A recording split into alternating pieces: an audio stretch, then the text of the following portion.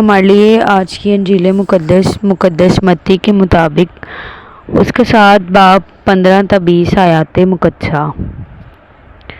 جھوٹے نبیوں سے خبردار رہو جو تمہارے پاس بھیڑوں کے بھیس میں آتے ہیں مگر باطن میں پھاڑنے والے بھیڑیے ہیں۔ تم انہیں ان کے پھلوں سے پہچان لو گے۔ کیا خاردار جھاڑیوں سے انگور یا اونٹ کٹاروں سے انجیر توڑتے ہیں؟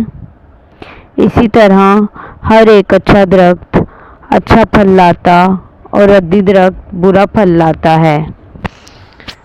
اچھا درخت برا پھل نہیں لا سکتا، نہ ردی درخت اچھا پھل لا سکتا ہے۔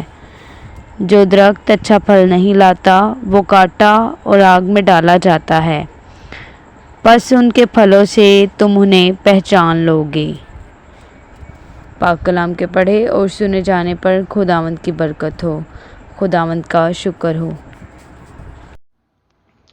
آج 22 جون 12ویں 12ویں ہفتے کا بدھ۔ آج کی پہلی تلاوت دوسرا ملوک کی کتاب میں سے۔ حلقیہ کاہن وہ بادشاہ کے وزیر کے پاس جاتا ہے، شافان کے پاس، اور اسے کہتا ہے کہ میں نے ہیکل سے خدا کی شریعت پائی ہے، خدا کا کلام پایا ہے، اور وہ اسے دیتا ہے، اور شافان بادشاہ کے پاس جاتا ہے اور بادشاہ کو پڑھ کے سناتا ہے۔ بادشاہ جب شریعت کی باتیں سنتا ہے تو اپنے کپڑے پھاڑتا ہے اور اس بات کو پہچانتا ہے کہ ہم کس طرح سے خدا سے اور خدا کی شریعت سے دور ہوئے۔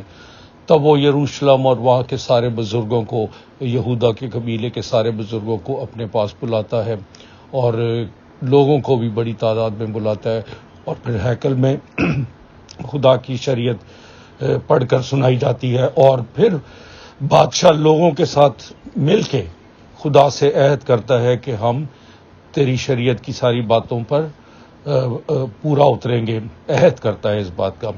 آج کی انجیل مقدس میں متی اس کے 7 باب میں خداوند یسوع مسیح بتاتے ہیں کہ جھوٹے نام نہاد نبیوں سے بچو، ان کی تعلیمات سے بچو، ان کے کاموں کو بھی دیکھو کہ کیا ان کے کام اچھے ہیں، کیا کوئی اچھا درخت برا پھل لا سکتا ہے، اور کیا کوئی ردی درخت اچھا پھل لا سکتا ہے۔ اور پھر خداوند یسوع مسیح کہتے ہیں کہ خداوند ہی نہ کرو۔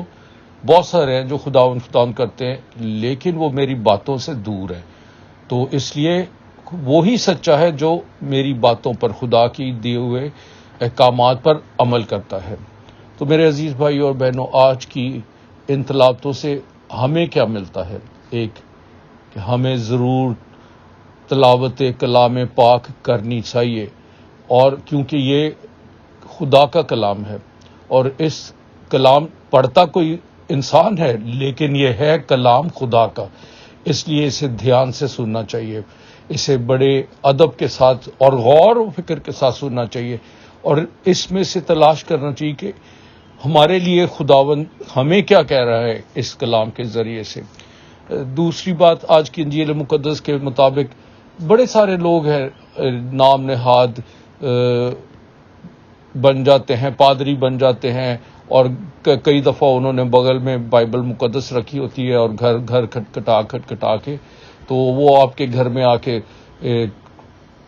کلام بھی پڑھنا چاہتے ہیں، لیکن پیچھے مقصد کوئی اور ہوتا ہے، اور ہم لوگ بہت دفعہ ہم لوگ ڈر جاتے ہیں کہ نہیں انہیں بائبل پڑھی ہے تو اس لیے ہم اس کو ریفیوز نہیں کر سکتے یا اس سے کہہ نہیں سکتے۔ نہیں، ضرورت نہیں ہے۔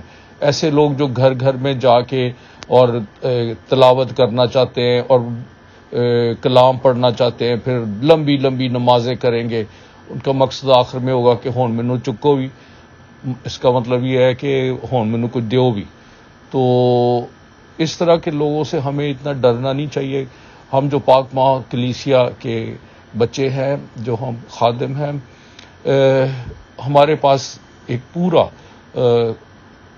اس طرح کے ریت روایات ہیں کہ ہم پاک ماس میں جاتے ہیں، اور پاک ماس میں جا کے ہم خدا کا کلام سنتے ہیں، اور جو التار ہے، کلام کا التار، اس سے ہمیں غذا ملتی ہے۔